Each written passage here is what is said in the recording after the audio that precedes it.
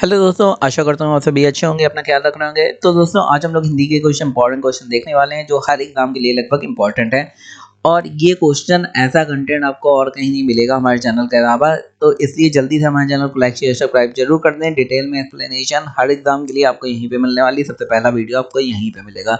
तो चलिए बिना देरी के स्टार्ट करते हैं। सबसे पहले हमारा क्वेश्चन आ रहा है। क्वेश्चन है कि उच्चारण शब्द का संधि विच्छेद करना है। भाई उच्चारण शब्द का संधि विच्छेद करना है तो क्या होता है, उच्चारण को चीर के दो भागों में विभाजित कर देना, डिवाइड कर देना है। तो यहाँ पे चार ऑप्शन दिए, उच्चा धन चरण, उच्च धन चारण, उच्च धन चारण और उत धन चारण। तो फिर दोस्तों आंसर क्या होने वाला है ये आपको बताना है। तो उच्चारण का संधि विच्छेद जो है वो होगा हमारा उत धन चारण। उच्चारण का मतलब उत धन चारण, उच्चारण। समझ गए हैं आप लोग। आप हमेशा यही समझिए कि उत धन चारण, ठीक है। आगे देखते हैं क्वेश्चन दिया निम्नलिखित विकल्पों में से करण कारक का उदाहरण कौन सा है। पहला नंबर है कि राजा ने भिखारी को दान दिया। फिर दूसरा है कि बच्चा पतंग उड़ाता है। तीसरा है बढ़ई लकड़ी से मेज बनाता है। और चौथा है खान से हीरे निकलते हैं। तो इसमें पूछा गया है कि करण कारक का उदाहरण आपको बताना है। जरा बताइए, कर्ता ने कर्म को करण के साथ क्या आता है, से आता है। तो यहाँ पे से आपको कहाँ पे दिख रहा है, से दिख रहा है इसमें और इसमें, ठीक है। तो यहाँ पे कौन सा सही हो जाएगा।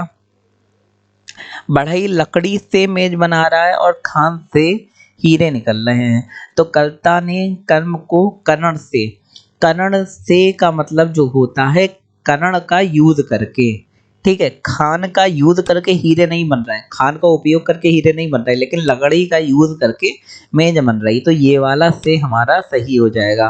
करण में वो वाला हम लोग सही टिक लगाएंगे जिसमें उस चीज का उपयोग करके कोई नई चीज बनाई जा रही है, तो ये करण से हो जाएगा। आगे देखिए क्वेश्चन दिया है। भाई क्वेश्चन क्या है, निम्नलिखित में से उच्छित व्यंजन आपको ढूंढना है। तो ये आपके आंसर दिए हैं, तो उच्छित व्यंजन आपको बताना है कि कौन सा है। तो यहाँ पे टा ठा डाड़ा और जाफा और डाड़ा दिया है। तो यहाँ पे उच्छित व्यंजन ये हमारा डा हो जाएगा और ढा हो जाएगा, ठीक है। यही हमारा सही आंसर। आगे देखिए क्वेश्चन दिया है कि अनुस्वार को कहते हैं। तो अनुस्वार को, ये काफी पॉपुलर क्वेश्चन है और लगभग हर एग्जाम में पूछा ही जाता है। अनुस्वार को क्या कहते हैं, आयोग वाहक कहते हैं या वितर्क कहते हैं या अनुनासिक कहते हैं या उपयुक्त में से कोई नहीं, कुछ नहीं कहते हैं। तो अनुसार जो होता है उसे क्या कहते हैं, आयोग वाहक। अगर आपने हिंदी का बेसिक भी पढ़ा होगा तो आपको ये क्वेश्चन पता होगा, अगर नहीं पता तो आज जान लीजिए। थोड़ा डिटेल में इस क्वेश्चन को देख लेते हैं हम लोग। अनुसार होता क्या है। अनुसार ऐसे शब्द होते हैं या अर्थ होता है जो स्वर के बाद आता है। दूसरे शब्दों में कहें तो स्वर के बाद आने वाला व्यंजन अनुस्वार कहलाता है। तो अनुस्वार क्या होता है, जो स्वर के बाद व्यंजन आता है। तो अनुस्वार की ध्वनि नाक से निकलती है। हिंदी भाषा के अनुसार अनुस्वार का प्रयोग चिन्ह बिंदु, मतलब अनुसार जब हम लोग लिखते हैं तो उसमें हम लोग बिंदु लगाते हैं के रूप में अलग अलग जगह प्रयोग किया जाता है। बेहतर जानकारी के लिए नीचे दिए गए उदाहरण देखते हैं। चलिए हम लोग उदाहरण देख लेते हैं कि अनुसार को समझते हैं कि है क्या। देखिए यहाँ पे पंख लिखा है, गंदा लिखा है, तिरंगा लिखा है। तो अनुसार है क्या, यही चीज अनुसार है। भाई पंख लिखा है, गंदा लिखा है, तिरंगा लिखा है, तो यहाँ पे अंक की बिंदी लगी कि नहीं लगी है। तो अनुसार और अनुनासिक क्या होता है, अनुनासिक वे होते हैं जो नाक से बोले जाते हैं। सॉरी, अनुसार की ध्वनि वो होती है जो, पहली बात तो व्यंजन होती है और नाक से बोली जाती है। अनुस्वार पंचम वर्ण अर्थात, देखिए यहाँ पे बिंदी लगी कि इसी बिंदी की मैं बात कर रहा था। अनुनासिक वे स्वर होते हैं जिनमें मुंह से अधिक और नाक से कम ध्वनि निकलती। भाई अनुनासिक में नाक से कम, मुंह से अधिक ध्वनि निकलती है।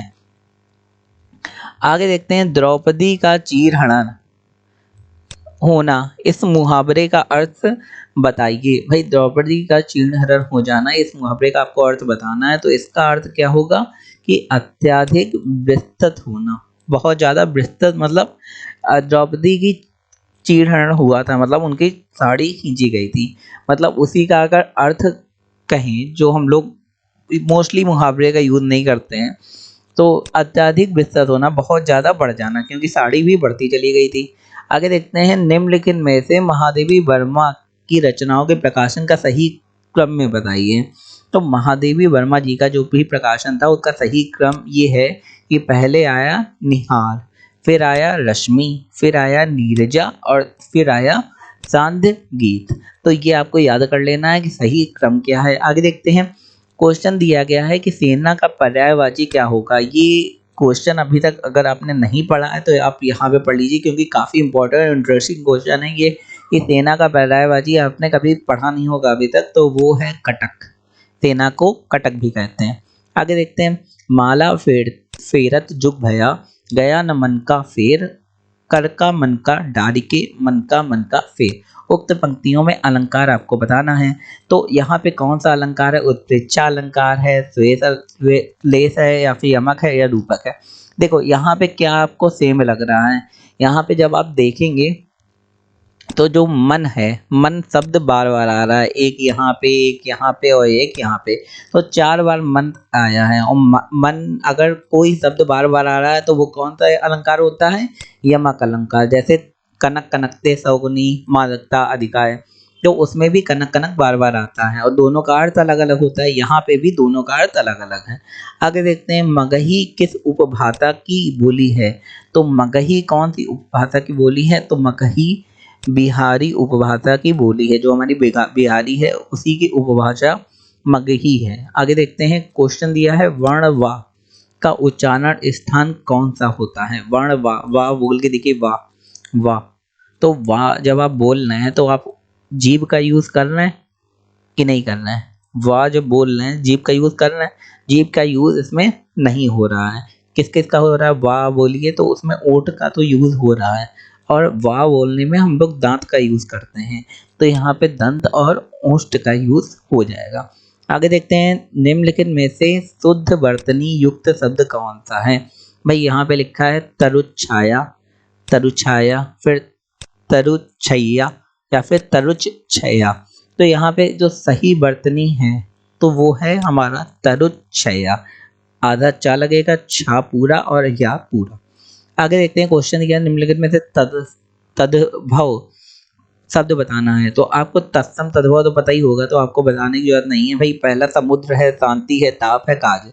देखिए दोस्तों, अगर आपको आंसर आता है तुरंत कमेंट सेक्शन में दे दीजिए, नहीं आता तो आप समझ लीजिए। तो यहाँ पे जो तद्भव शब्द होगा वो कौन सा होगा, वो आपको बताना है। तो यहाँ पे तद्भव शब्द होगा वो होगा हमारा काज, क्योंकि बाकी सारे समुद्र, शांति, ताप क्या आप समझ ही रहे होंगे हिंदी, और काज संस्कृत का है। जैसे एक दोहा है, कवन तो काज कठिन जग माही, तो वहाँ इसी वाले काज मतलब काम, काज माने क्या होता है, काम, उसकी बात करी जा रही है। आगे देखते हैं क्वेश्चन, निम्नलिखित में से शैलेश मटियानी की रचना कौन सी नहीं है। तो कौन सी नहीं है ये पूछा गया है, शैलेश मटियानी की रचना। तो यहाँ पे दिया आकाश कितना अनंत है, सर्पगंधा। आगे 52 नदियों का सर्पगंधा, 52 नदियों का संगम, एक सड़क, 57 गलियां। तो इसमें कौन सी नहीं है, तो वो है चौथी, एक सड़क 57 गलियां इनकी नहीं है और बाकी इनकी है। तो बाकी आप याद कर लीजिए, नोट बना लीजिए कि भैया ये शैलेश मटियानी की रचना है। जो भी मैं क्वेश्चन करवा रहा हूँ वो पिछले एग्जाम में पूछे जा चुके हैं। आगे देखते हैं, अधोगति में उपसर्ग कौन सा है, ये पूछा गया। अधोगति में उपसर्ग जो होगा वो होगा, भाई आगे क्या आ रहा है, उपसर्ग आगे वाला होता है, प्रत्यय पीछे वाला, तो आ रहा है अधोगति। तो अधोगति में ओ गति, ओ को हटा दीजिए, अधा जो है वो उपसर्ग आपका यहाँ पे रहेगा।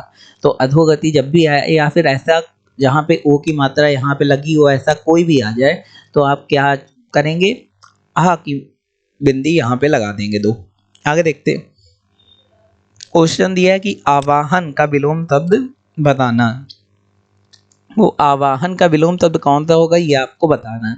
जरा बताइए भाई, अवरोह होगा कि अनुवर होगा, विसर्जन होगा कि अनाहार होगा।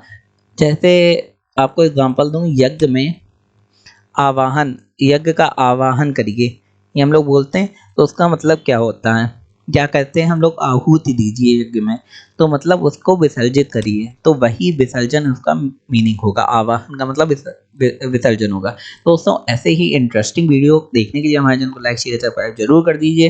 दोस्तों अगर आपको वीडियो अच्छा लगा तो ऐसे ही इन्फॉर्मेटिव वीडियो हमारे चैनल में आते रहते हैं, तो चैनल को लाइक शेयर सब्सक्राइब करिए, अपने दोस्तों साथियों और भाई बहन को शेयर करिए। धन्यवाद।